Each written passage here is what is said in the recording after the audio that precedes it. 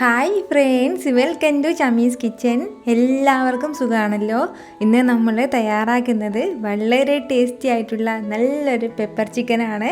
ഈ വീഡിയോ നിങ്ങൾക്ക് ഇഷ്ടമായാൽ എല്ലാവരും ഒന്ന് ലൈക്ക് ചെയ്യാനും ഷെയർ ചെയ്യാനും മറക്കരുത്. കൂടെ തന്നെ നമ്മുടെ ചമീസ് കിച്ചൻ ചാനൽ ഇതുവരെയും സബ്സ്ക്രൈബ് ചെയ്യാത്തവരുണ്ടെങ്കിൽ അല്ലെങ്കിൽ ഇത് ആദ്യമായിട്ടാണ് കാണുന്നതെങ്കിൽ പ്ലീസ് ഒന്ന് സബ്സ്ക്രൈബ് കൂടി ചെയ്തേക്കണേ. എന്നാൽ ശരി, നമുക്ക് വേഗം വീഡിയോയിലേക്ക് പോകാം. നമ്മുടെ ഈ പെപ്പർ ചിക്കൻ തയ്യാറാക്കി എടുക്കാനായിട്ട് വളരെ സിമ്പിളും അതുപോലെ തന്നെ വളരെ കുറച്ച് ചേരുവകളും മാത്രമേ ആവശ്യമായിട്ടുള്ളൂ. ഫസ്റ്റ് നമുക്ക് വേണ്ടത് ഒരു 2 ടേബിൾ സ്പൂൺ അളവിൽ കുരുമുളകാണ്. ഞാനിപ്പോൾ മുഴുവൻ കുരുമുളകാണ് എടുത്തിട്ടുള്ളത്. പിന്നെ നമുക്കിതിലേക്ക് ആവശ്യമായിട്ട് വരുന്നത് 1 ടീസ്പൂൺ നിറയെ പെരിഞ്ജീരകമാണ്. മുഴുവൻ പെരിഞ്ജീരകമാണ് നമ്മളിതിലേക്ക് ചേർക്കുന്നത്. ഇനി ഇതിലേക്ക് വേണ്ടത് 1 ടീസ്പൂൺ അളവിൽ ചെറിയ ജീരകം കൂടിയാണ്. അപ്പോൾ ആ ചെറിയ ജീരകം കൂടി നമുക്കിതിലേക്ക് ചേർക്കാം. ഇത് ഇത്രയും ചേർത്തിട്ട് നമുക്ക് നല്ലതുപോലെ ഒന്ന് വറുത്ത് കൊടുക്കാം.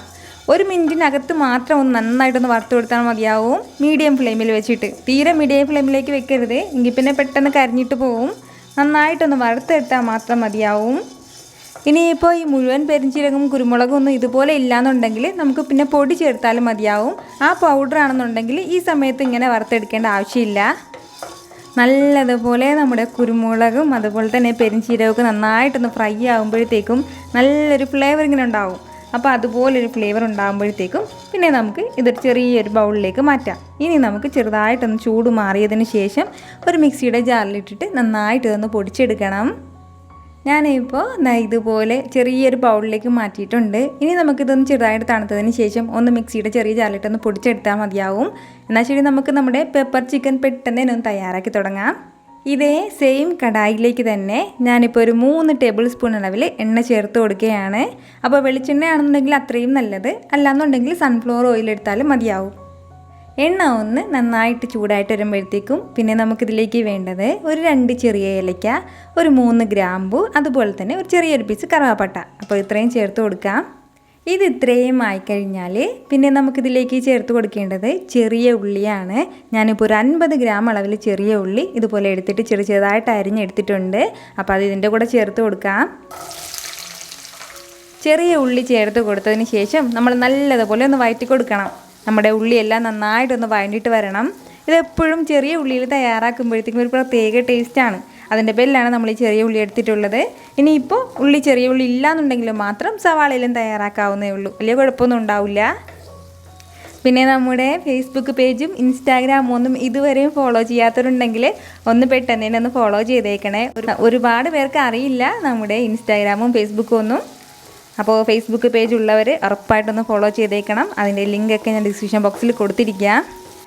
നന്നായിട്ട് നമ്മുടെ ഈ ചെറിയ ഉള്ളിയെല്ലാം ഇതുപോലെ ഒന്ന് വഴണ്ട് കിട്ടണം. ഒരുപാട് കളറൊന്നും മാറേണ്ട ആവശ്യമൊന്നുമില്ല, കാരണം ഇത് വീണ്ടും നല്ലതുപോലെ ഒന്ന് വഴണ്ട് കിട്ടേണ്ടതുണ്ട്. അപ്പോൾ ഈ ഒരു രീതിയിൽ നന്നായിട്ടൊന്ന് വഴണ്ട് കിട്ടിക്കഴിഞ്ഞാൽ പിന്നെ നമുക്കിതിലേക്ക് ചേർത്ത് കൊടുക്കേണ്ടത് കറിവേപ്പിലയുടെ കൂടെ തന്നെ പിന്നെ നമുക്കിതിലേക്ക് വേണ്ടതാണ് 1 ടേബിൾ സ്പൂൺ അളവിൽ ഇഞ്ചിയും വെളുത്തുള്ളിയും ചെറുതായിട്ടൊന്ന് ചതച്ചെടുത്തത്. അപ്പോൾ അതുകൂടി നമുക്കിതിൻ്റെ കൂടെ ചേർക്കാം. ഇത് രണ്ടും ചേർത്തിട്ട് നന്നായിട്ടൊന്ന് വീണ്ടും ഒന്ന് മിക്സ് ചെയ്ത് കൊടുക്കാം. നമ്മൾ ഫസ്റ്റിലെ കറിവേപ്പില ചേർക്കുകയാണെന്നുണ്ടെങ്കിൽ കറിവേപ്പില ഈ സമയം കൊണ്ട് കഴിഞ്ഞിട്ട് പോവും. അപ്പോൾ ഇതെല്ലാം ചേർത്തിട്ട് നന്നായിട്ട് നമുക്ക് ഒന്ന് മിക്സ് ചെയ്ത് കൊടുത്തതിന് ശേഷം പിന്നെ നമുക്ക് നമ്മളിതിലേക്ക് മാറ്റി വെച്ചിരുന്ന നമ്മുടെ ചിക്കൻ കൂടി ചേർത്ത് കൊടുക്കാം. വളരെ ചെറിയൊരളവിലാണ് നമ്മളിപ്പോൾ ചിക്കൻ എടുത്തിട്ടുള്ളത്. ഇതൊരു 350 ഗ്രാം അളവിലാണ് ഞാൻ ചിക്കൻ എടുത്തിട്ടുള്ളത്. അപ്പോൾ അത് നമുക്ക് ഇതിൻ്റെ കൂടെ ചേർക്കാം. ചിക്കൻ ചേർത്തിട്ട് നമുക്കിതെല്ലാം കൂടി ചേർത്ത് നന്നായിട്ട് നമുക്ക് ഒന്ന് മിക്സ് ചെയ്ത് കൊടുക്കാം. ചിക്കൻ ആയതിൻ്റെ പേരിൽ തന്നെ ഇത് വളരെ പെട്ടെന്ന് തന്നെ ഇത് വെന്തിട്ട് കിട്ടുകയും ചെയ്യും. അപ്പോൾ ഇതിൻ്റെ കളറൊക്കെ ഒന്ന് മാറി നല്ലൊരു വൈറ്റ് കളറിലാകുന്നത് വരെ നന്നായിട്ട് നമ്മൾ ഒന്ന് വഴറ്റി കൊടുക്കണം. ഇതുപോലെ നമ്മുടെ ചിക്കനെല്ലാം ചെറിയൊരു രീതിയിൽ ഒന്ന് വെന്ത് തുടങ്ങുമ്പോഴത്തേക്കും പിന്നെ നമുക്കിതിലേക്ക് നമ്മൾ നേരത്തെ മാറ്റി വെച്ചിരുന്ന നമ്മുടെ മസാലകളൊക്കെ ചേർത്ത് കൊടുക്കാം. അപ്പോൾ അതിന് മുന്നേ ഫസ്റ്റ് നമുക്കിതിലേക്ക് വേണ്ടത് ഒരു 1/4 ടീസ്പൂൺ അളവിൽ മഞ്ഞൾപ്പൊടിയാണ്. അപ്പോൾ മഞ്ഞൾപ്പൊടി ചേർക്കുകയാണ്. പിന്നെ നമുക്കിതിലേക്ക് വേണ്ടത് നമ്മൾ നേരത്തെ വറുത്ത് പൊടിച്ച് മാറ്റി വെച്ചിരുന്ന നമ്മുടെ മസാല കൂടിയാണ്. അപ്പോൾ നമ്മുടെ എരിവിനനുസരിച്ചിട്ട് മസാല ചേർത്ത് കൊടുത്താൽ മതിയാവും. അപ്പോൾ ഇത് ഇത്രയും ചേർത്തിട്ട് നല്ലതുപോലെ നമുക്കൊന്ന് മിക്സ് ചെയ്ത് കൊടുക്കാം. നമ്മുടെ മസാല ചേർക്കുമ്പോൾ തന്നെ നമ്മുടെ ചിക്കൻ്റെ കളറൊക്കെ ഒന്ന് മാറി തുടങ്ങും, നല്ലൊരു ഡാർക്ക് കളറായി തുടങ്ങും. നമ്മളിതിലേക്ക് പ്രത്യേകിച്ച് മുളക് പൊടിയൊന്നും ചേർക്കുന്നില്ല.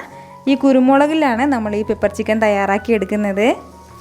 ഇതെല്ലാം കൂടി ചേർത്തിട്ട് നല്ലതുപോലെ ഇതുപോലെ ഒന്ന് മിക്സ് ചെയ്തെടുത്തതിന് ശേഷം നമ്മുടെ മസാലയൊക്കെ ചിക്കനിലേക്ക് പിടിക്കുന്നത് പോലെ നന്നായിട്ടൊന്ന് മിക്സ് ചെയ്ത് കൊടുത്തതിന് ശേഷം പിന്നെ നമുക്കിതിലേക്ക് നമ്മുടെ ചിക്കൻ വേകാനും മാത്രമുള്ള കുറച്ച് വെള്ളം കൂടി ചേർത്ത് കൊടുക്കണം. അപ്പോൾ ഒരുപാട് വെള്ളത്തിൻ്റെ ഒന്നും ആവശ്യമില്ല. ഞാനിപ്പോൾ ഏകദേശം 1 കപ്പോളം വെള്ളമാണ് ഇതിലേക്ക് ചേർക്കുന്നത്. അപ്പോൾ നമ്മുടെ ചിക്കൻ എത്രത്തോളം നമ്മൾ എടുത്തിട്ടുണ്ടോ അതിനനുസരിച്ചിട്ട് വെള്ളം ചേർക്കണം. കാരണം ഇത് കംപ്ലീറ്റ് ആയിട്ട് നമ്മൾ വറ്റിച്ചെടുക്കുകയാണ് ചെയ്യുന്നത്. അതിൻ്റെ പേരിൽ വളരെ കുറച്ച് മാത്രം വെള്ളം ചേർത്ത് കൊടുത്താൽ മതിയാവും. ഇതുവരെയും നമ്മുടെ ചിക്കൻ ആവശ്യമായിട്ടുള്ള ഉപ്പ് ചേർത്ത് കൊടുത്തിട്ടില്ല. അപ്പോൾ ആവശ്യത്തിനുള്ള ഉപ്പും കൂടി ചേർത്ത് കൊടുക്കാം. ഉപ്പും ചേർത്ത് കൊടുത്തിട്ട് ഇതെല്ലാം നമുക്ക് നന്നായിട്ടൊന്ന് മിക്സ് ചെയ്തെടുക്കാം. ഇതുപോലെ നന്നായിട്ടൊന്ന് മിക്സ് ചെയ്ത് കൊടുത്തതിന് ശേഷം പിന്നെ നമുക്ക് വേണ്ടത് ഒരു 10 മിനിറ്റ് നമ്മളൊന്ന് അടച്ച് വെച്ച് വേവിച്ചെടുക്കണം. അത്രയും സമയം കൊണ്ട് നമ്മുടെ ചിക്കൻ എല്ലാം നന്നായിട്ട് സോഫ്റ്റായിട്ട് വെന്തിട്ടുണ്ടാവും. അതുപോലെ തന്നെ ഈ വെള്ളം കംപ്ലീറ്റ് ആയിട്ട് വറ്റിയിട്ടുണ്ടാവും. ഒരു മീഡിയം ഫ്ലെയിമിൽ വെച്ചിട്ട് തന്നെ നമ്മളിത് 10 മിനിറ്റ് വെച്ചിരുന്നാൽ മതിയാവും. ലോ ഫ്ലെയിമിൽ വെക്കേണ്ട ആവശ്യമില്ല. അപ്പോൾ ഒരു മീഡിയം ഫ്ലെയിമിലാണ് ഞാനിപ്പോൾ ഒരു 10 മിനിറ്റ് വെക്കുന്നത്. എന്നാൽ ശരി, ഒരു 10 മിനിറ്റ് വരെ ഇതിങ്ങനെ ഇരിക്കട്ടെ. ഇടയ്ക്ക് നമ്മളിതൊന്ന് തുറന്ന് നോക്കി ചെറുതായിട്ടൊന്ന് ഇളക്കി കൂടി കൊടുത്തേക്കണം. ഇല്ലാന്നുണ്ടെങ്കിൽ അത് അടിക്ക് പിടിക്കും. പ്രത്യേകിച്ച് നമ്മളിപ്പോൾ ഇരുമ്പിൻ്റെ ചട്ടിയൊക്കെയാണ് ഉപയോഗിക്കുന്നതെങ്കിൽ ഉറപ്പായിട്ടൊന്ന് ഇളക്കി കൊടുത്തേക്കണം. നമുക്കിപ്പോൾ ഇത്രയും ഗ്രേവിയോടെ കഴിക്കാനാണ് താല്പര്യമെങ്കിൽ ഈ ഒരു രീതിയിൽ നമുക്ക് എടുക്കാവുന്നേ ഉള്ളൂ. അല്ലാന്നുണ്ടെങ്കിൽ മാത്രം കുറച്ചുകൂടി നമ്മൾ നന്നായിട്ട് ഇതൊന്ന് വറ്റിച്ചെടുക്കണം. അത്രയും മാത്രമേ ഉള്ളൂ. ഇതിപ്പോൾ ഒരു 5 മിനിറ്റ് കൂടി കഴിഞ്ഞിട്ടുണ്ട്. ഈ ഒരു രീതിയിൽ വേണം നമ്മുടെ ഈ പെപ്പർ ചിക്കൻ കിട്ടാനായിട്ട്. നന്നായിട്ട് നമ്മുടെ ഗ്രേവി കംപ്ലീറ്റ് ആയിട്ട് വറ്റിയിട്ട് നമ്മൾ ഒഴിച്ചു കൊടുത്ത ആ എണ്ണ മാത്രം ഇങ്ങനെ ഇതുപോലെ സെപ്പറേറ്റ് ആയിട്ട് വരും. അപ്പോൾ ഈ ഒരു രീതിയിൽ വേണം നമ്മൾ പെപ്പർ ചിക്കൻ തയ്യാറാക്കി എടുക്കാനായിട്ട്. അപ്പോൾ നല്ല സൂപ്പറായിട്ട് റെഡി ആയിട്ട് വന്നിട്ടുണ്ട്. ഇത് നിങ്ങൾക്ക് കാണുമ്പോൾ തന്നെ അറിയാലോ എന്തുമാത്രം ടേസ്റ്റി ആയിട്ടുള്ളൊരു പെപ്പർ ചിക്കൻ ആണെന്ന്. അപ്പോൾ ഇത് ഇത്രയും ആയിക്കഴിഞ്ഞാൽ ഇനി നമുക്ക് നല്ല ചൂടോടെ തന്നെ സെർവ് ചെയ്യാവുന്നതേ ഉള്ളൂ. അപ്പോൾ ഉറപ്പായിട്ട് എല്ലാവരും ഇതൊന്ന് തയ്യാറാക്കി നോക്കണം. നിങ്ങൾക്കിത് നന്നായിട്ട് ഇഷ്ടമാവും. അപ്പോൾ ഈ വീഡിയോ ഇഷ്ടമായാൽ ഇപ്പോൾ തന്നെ നിങ്ങളെല്ലാവരും ഒന്ന് ലൈക്ക് ചെയ്തേക്കണം. കൂടെ തന്നെ ഷെയർ ചെയ്യാനും മറക്കരുത്.